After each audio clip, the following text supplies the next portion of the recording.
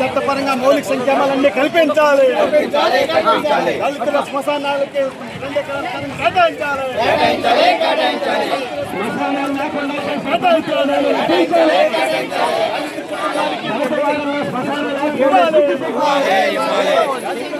మౌలిక సంక్షేమాలు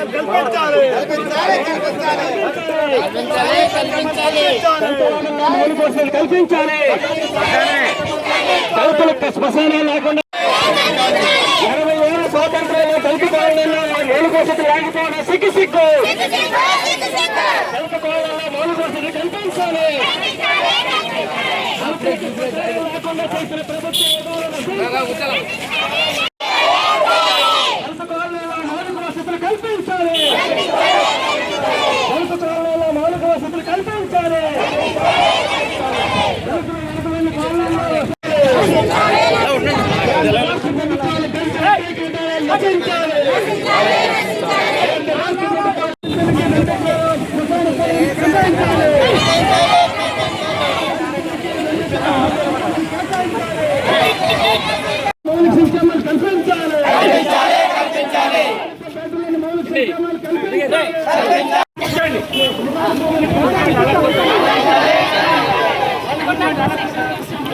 రాజు, నేను ఆంధ్రప్రదేశ్ రైతు సంఘం అనకాపల్లి జిల్లా ప్రధాన కార్యదర్శి. ఈరోజు అనకాపల్లి జిల్లా కలెక్టర్ కార్యాలయం వద్ద దళితుల సమస్య మీద సామాజిక సంకారం కార్యక్రమంలో భాగంగా పెద్ద ఎత్తున ఆందోళన చేపట్టడం అనేది జరుగుతూ ఉంది. అనకాపల్లి జిల్లాలో పెద్ద ఎత్తున దళితుల భూములు అగ్రవర్ణాలకు చెందినటువంటి పెత్తందారులు కబ్జాలుకి చేయడం జరిగింది. వెంటనే ఏదైతే దళితులకు సంబంధించినటువంటి డీఫార్మ్ భూములు గతంలో ప్రభుత్వం ఇచ్చిందో ఆ భూములన్నింటినీ కూడా తిరిగి దళితులకే అప్పగించాలని చెప్పి ఈ సందర్భంగా డిమాండ్ చేస్తా ఉన్నాం. అదే మాదిరిగా ప్రతి నెల ప్రభుత్వం సివిల్స్ రైట్స్ డే నిర్వహిస్తా ఉన్నారు.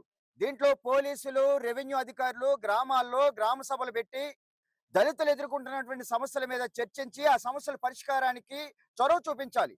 కానీ పేరుకి సివిల్ రైట్స్ డే నిర్వహిస్తున్నప్పటికీ ఏ ఒక్క దళిత కాలనీలో ఉన్నటువంటి సమస్య పరిష్కారం కాలేదు.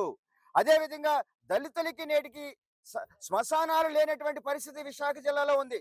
ఆధునిక సమాజంగా చెప్పుకుంటున్నటువంటి స్వతంత్రం వచ్చి 80 సంవత్సరాల స్వతంత్ర వేడుకలు జరుపుకున్నటువంటి నేటి సమాజంలో దళితుల్ని మనిషిగా చూడలేనటువంటి స్థితి ఇవాళ కొనసాగుతా ఉంది. అనేక గ్రామాల్లో రచ్చబండ మీదకి రానివ్వటం లేదు. అనేక గ్రామాల్లో దళితుల్ని దేవాలయాలు ప్రవేశం లేదు. అనేక గ్రామాల్లో నేటికి కూడా దళితులకి క్షౌరం చేయటం లేదు.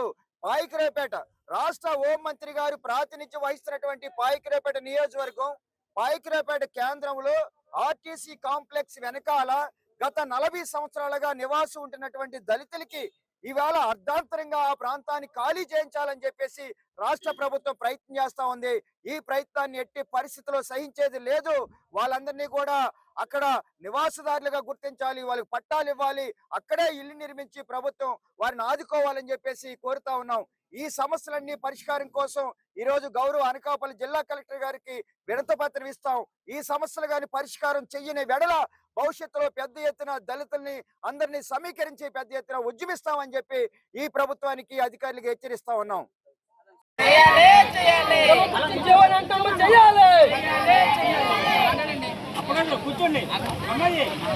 మీ అందరికీ నమస్కారం. మౌలిక సంక్షేమాలు కల్పించాలి.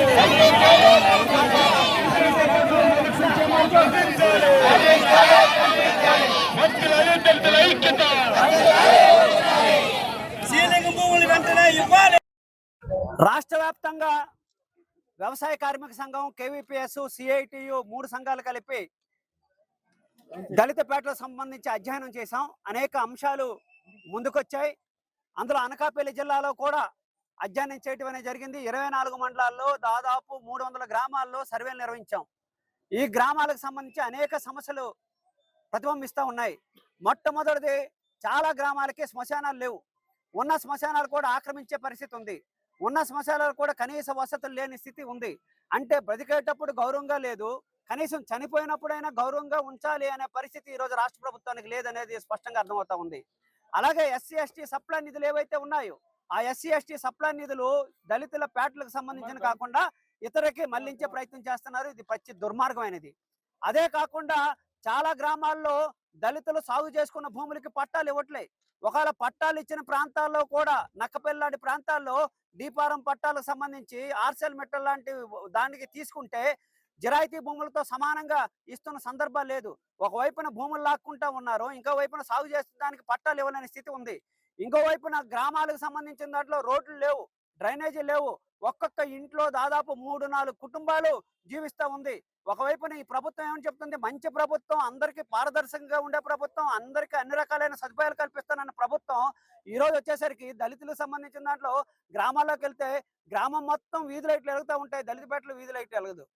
గ్రామం మొత్తం రోడ్లు ఉంటాయి, దళితపేటలో రోడ్లు ఉండవు. గ్రామం మొత్తానికి సంబంధించిన దాంట్లో దేవాలయాలు ఉంటాయి, దళితపేటలో దేవాలయాలు లేదు. చివరికి ఏ పరిస్థితి అంటే ప్రభుత్వం టీటీడీ తరఫున డబ్బులు ఇచ్చి దేవాలయాలు కట్టించిన దానిలో కూడా దళితులకి ప్రవేశం లేదు. అంటే ప్రభుత్వమే వివక్ష చూపిస్తుంది అనేది స్పష్టంగా అర్థమవుతుంది.